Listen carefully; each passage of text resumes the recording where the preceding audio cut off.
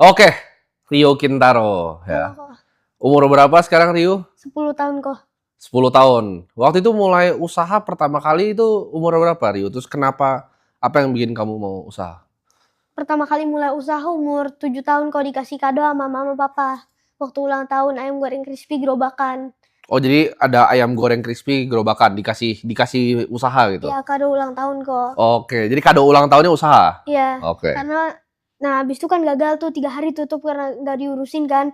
Ya, Namanya kan aku masih 7 tahun kan, masih sibuk main dan sekolah kok. ya. Habis itu akhirnya aku penasaran lagi, coba di usia 8 tahun jualan di mobil kok, jualan susu pakai topping sama promosiin rice ball-nya dari mama. Oke, jadi mama bikin rice bowl-nya, kamu promosiin di belakang mobil gitu. Iya, itu Oke. rice ball-nya punya mama sama brand aku susu waktu itu.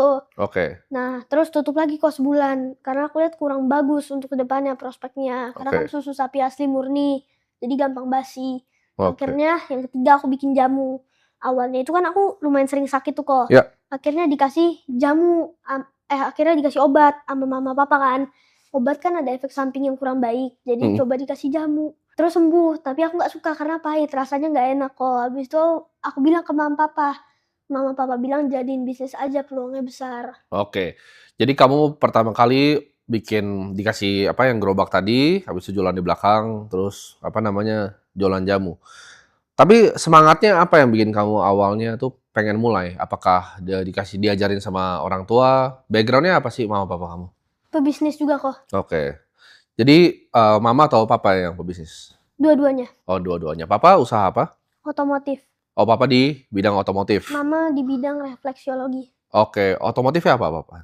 Kayak coating, paint protection film, sama Oh, PPF gitu-gitu ya. ya. Apa yang sebenarnya kamu pengen capai lewat personal brand kamu? Kamu kan udah mulai usaha nih.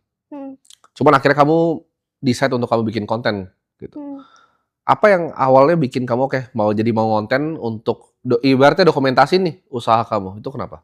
Awalnya aku kepengen konten. Iya. Awalnya aku pengen konten, iseng aja di umur 5 tahun kok. Oh, jadi ngonten duluan waktu itu 5 tahun. Iya, konten duluan di 5 tahun, iseng-iseng aja kan. Ya. Iseng-iseng aja. Habis itu akhirnya views-nya kan lumayan kan. Oke. Terus papa hire ini karyawan anak konten Ya. buat usahanya papa. Oke. Usahanya papa sama mama. Habis itu cobalah aku jadi talentnya. Dan cocok tuh kok. Oke. Cocok lumayan juga. Akhirnya coba pakai anak konten itu. Ya. Nah, kan teman-teman kamu banyak kan seumuran kamu tuh masih banyak yang main, masih banyak yang sekolah. Umur 10 tuh harusnya kelas berapa berarti sekarang? Umur 10 aku kelas 5 SD. Oh, kelas 5 SD. Itu kan sebenarnya masih banyak yang main-main. Hmm. Gue juga awal sebenarnya pertama kali jualan tuh ini banyak yang nggak tahu ceritanya tuh kelas ya mungkin 4-5 SD waktu itu jualan buku sulap segala macam udah jualan juga gitu. Cuman kan kebanyakan orang masih banyak yang nggak fokus tuh untuk usaha untuk nyari uang. Kenapa kamu tertarik gitu dengan nyari uang? Apa sih yang kamu cari dari sana? Ya karena awalnya iseng aja, terus akhirnya tertarik kok. Ya. Dan aku nggak mau ngebebani mama papa terus-terusan, aku pengen coba dapet penghasilan aku sendiri dan coba mandiri gitu kok. Tapi kan kamu belum di umur yang sebenarnya seharusnya mandiri. Emang banyak teman-teman aku juga sendiri tuh banyak mulai sebenarnya kan sebelum usianya gitu. Mulai dulu, mulai usaha, belajar investasi juga dari lama. Kan sebenarnya kamu nggak perlu, misalnya keluarga kamu udah ada usaha apa namanya otomotif tadi, mama juga ada usaha. Sebenarnya kan biasanya orang fokus belajar. Nah, dorongannya tuh selain mau mandiri itu apa? Ada nggak dorongannya? Dorongannya karena awalnya mama papa kasih aku kado ulang tahun ayam goreng crispy gerobakan di usia yang ke-7 tahun ulang tahun kok. Oke. Nah itu dia dorongannya. Habis itu akhirnya aku tertarik, penasaran, dan mama papa juga udah nyiapin aku. Kan aku anak tunggal nih ya. Ya. Jadi ya mama papa udah nyiapin aku dan aku pun sepakat untuk mulai mandiri. Karena nanti aku kan gak ada saudara kalau ada hal-hal yang tidak diinginkan terjadi. Gak ada yang nolongin, jadi aku harus bisa berdiri sendiri. Oke. Nah, kamu kan akhirnya kamu ngonten nih, ya kan? Kamu ngonten, apakah kamu bikin kamu punya brand Rio Kintaro ini jadi sebuah media di mana ada apa orang bisa endorse, bisa placement, atau kamu fokus di bisnis aja? Oh, aku juga sebagai content creator, jadi aku terima endorse sama AdSense juga kok dari YouTube. Oke, jadi income kamu ada dari bisnis sama dari content creator sekarang. Iya. Nah, itu sekarang lebih besar mana tuh? Dari jamu kamu atau dari content creator sekarang? Jamu. Oh, masih lebih besar dari jamu. Iya. Oke. Karena kan kalau di content creator ini nggak pasti setiap hari AdSense cair dan ada endorse juga ya. Ya, kamu dalam pengalaman kamu kan tadi udah pernah 2 kali tuh bikin bisnis. Yang pertama kan masih muda banget lah, itu kado 3 hari nggak diurus bangkrut. Usaha kedua kamu jualan di belakang. Nah, pengalaman apa yang Ryu tangkap nih? Dari 2 pengalaman itu sama mungkin sekarang bikin jamu nih, Mhm. selama berbisnis apa sih pengalaman yang kamu tangkap? Pengalamannya, pelajarannya lah ya. Ya. Pelajarannya pastinya harus lebih konsisten, lebih pantang menyerah, dan lebih fokus lagi untuk menjalankan sesuatu sih kok. Karena dulu itu masalahnya, dan juga harus taat waktu karena dulu wah berantakan kok sempet. Oke, gimana caranya kamu ngatur waktu? Kamu kan masih 5 SD ya? Itu berarti matematika juga masih lumayan dasar kan belajarnya di sekolah dan lain-lain. Gimana caranya kamu ngatur waktunya? Dari kamu sekolah sampai jam berapa dari sekolah? Dari jam 7 pagi sampai jam 2 siang. Nah, jam 7 pagi sampai jam 2 siang. Nah, itu gimana tuh cara atur waktunya? Kan udah lumayan capek itu sebenarnya kan pulang sekolah.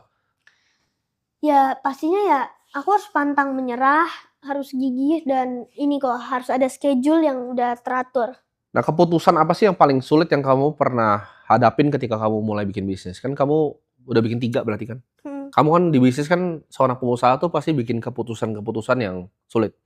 Kamu pernah nggak ada keputusan yang kamu tuh sulit nih untuk kamu bikin gitu? Keputusan untuk sulit ya? Ya, Pastinya ya untuk ngebodalin usahanya itu kan modal juga nggak lumayan besar ya untuk jamu ini buat aku. ya, Jadi pastinya aku mikir berkali-kali juga sama mama papa oke. dan tanya-tanya keluarga aku yang lain gitu. Modalnya berapa untuk mulai yang jamu ini? Waktu itu? Jamu cabang pertama kan cuma 1 lantai tuh. Ya, di daerah mana? Ada 2 kan. Ya. Yang satu di Megiore, Gading Serpong, dan yang Oke. satu lagi Madison di Gading Serpong juga. Nah, itu modalnya berapa tuh awal-awal? Yang cabang pertama itu 1 lantai sekitar 150 juta. Itu tuh udah sama sewa, sama semua yang lainnya? Udah yang dasarnya udah semua, dan udah termasuk gaji karyawan. Oke, karyawan ada berapa yang cabang pertama? Cabang pertama sekitar 8. Oh, sekitar 8. Nah, ini menarik nih, Rio. Kan kamu masih kecil kan? Kamu udah punya beberapa karyawan. Ini aku juga sempat ngalamin, karena aku juga punya karyawan tuh umurnya masih muda. Nggak semuda kamu, tapi ya. Itu gimana caranya kamu bikin mereka itu dengerin kamu? Karena biasanya kan kalau karyawan pasti, kalau lebih kecil, itu biasanya nggak dengerin. Waktu aku punya usaha, umur 18-19, udah banyak nih, karyawan ratusan kan? Itu udah mulai ada tuh yang umur 30 mulai nggak mau dengerin, karena kiranya masih kecil. Nah, itu gimana? Aku ya? Ya. Aku pasti jelasin ada satu ini, kayak aku jelasin, aku gathering mereka, review, dan aku jelasin kalau ini kan bisnis kan, kita itu kayak ibaratnya kita tuh satu kapal. Ya. Jadi kalau satu jatuh, kita semua jatuh karena kita bareng-bareng. Oke. Dan kalau misal mereka nggak nurut sama aku, akhirnya jatuh, ya aku kan juga jatuh kan. Seperti yang aku bilang, satu kapal. Aku nggak bisa gaji mereka, mereka nggak bisa kerja sama aku. Oke, jadi kamu tuh emang secara passion kamu memang suka berbisnis, atau sebenarnya apa sih yang kamu benar-benar mau capai gitu di hidup ini? Apa kamu pengen jadi pengusaha yang seperti apa? Pandangan kamu tuh ke depan seperti apa, Rio? Oke, pastinya aku dari lahir nggak mungkin suka bisnis dan nggak tahu bisnis itu apa ya, Ya. dunia konten itu apa. Tapi pastinya ada dorongan dari orang tua dulu. Tapi bukan berarti ini eksploitasi, bukan ya. Ya. Bukan aku dipaksa, tapi pastinya ada dorongan dikenalkan dan akunya mau. Oke. Dan cita-cita ya. Cita-cita aku sebagai value creator yang bisa inspirasi banyak orang. Ya. Tapi setelah aku coba, aku masih harus belajar lagi karena masih ada yang belum setuju ya. Ya. Aku masih harus belajar lebih giat lagi, dan aku ingin jadi businessman. Oke. Aku pengen jamu aku bisa buka cabang di seluruh dunia, seluruh Jabodetabek. Oh, jadi jamunya ini kamu ekspansi sampai seluruh Jabodetabek? Iya, aku mau. Oke. Kalau misalnya besok nih, kan dunia bisnis nggak ada yang tahu nih, Rio. Misalnya besok bisnis jamu kamu bangkrut nih misalnya. Amit-amit ya. Apa yang kamu bakal lakuin? Pastinya ya aku harus cari tahu dulu kenapa bangkrutnya. Oke. Abis setelah tahu bangkrutnya kenapa, dipelajari dan ngumpulin dan kan masih ada income dari konten kreator, mungkin aku bakal coba bisnis lagi. Kok kamu bakal coba terus bisnis? Wajar kalau bisnis pertama kita gagal itu wajar. Waktu itu aja aku tahu Bill Gates gagal juga kan. Iya. Bisnis pertamanya, Jack Ma juga gagal, tapi mereka coba lagi sampai sekarang mereka bisa sukses. Tapi ya kalau bisnis pertama kita nggak gagal berarti kita jago hoki. Oke. Tapi kalau gagal ya itu normal. Oke, jadi kamu menormalisasi kegagalan lah. Iya, dan kegagalan tuh guru terbaik buat kita. Oke. Kamu berarti kalau misalnya sampai amit-amit usaha kamu ini misalnya nggak jalan, kamu akan